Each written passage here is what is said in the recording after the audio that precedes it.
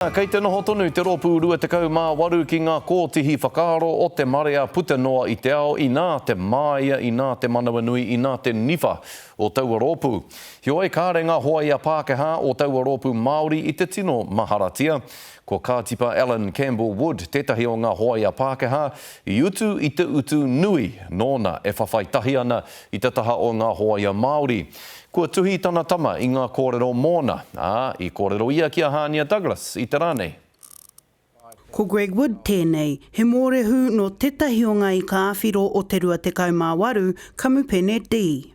My father was Alan Campbell Wood, born here in Nelson in 1916, Pākehā, and he was one of 8 Pākehā who originally was invited by Sir Aparana Ngāta and various other kaumātua to assist in establishing the 28th Maori Battalion back in 1939 when hostilities broke out between Britain and Germany.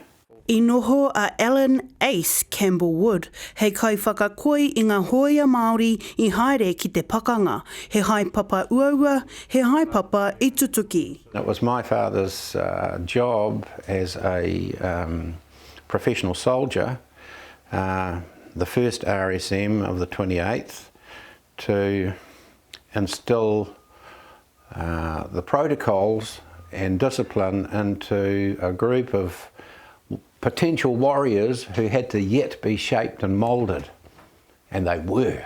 He oi anō, e harai te mea I noho Noaihoa Wood I tōna taumata kaiako.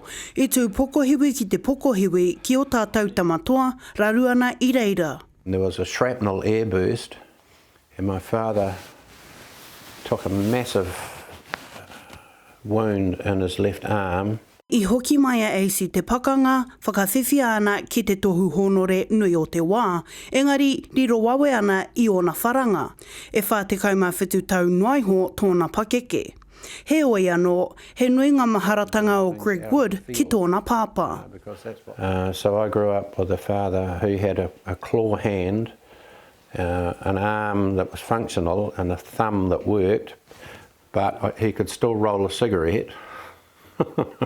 Tērā te kōrero, kei wareware tātou.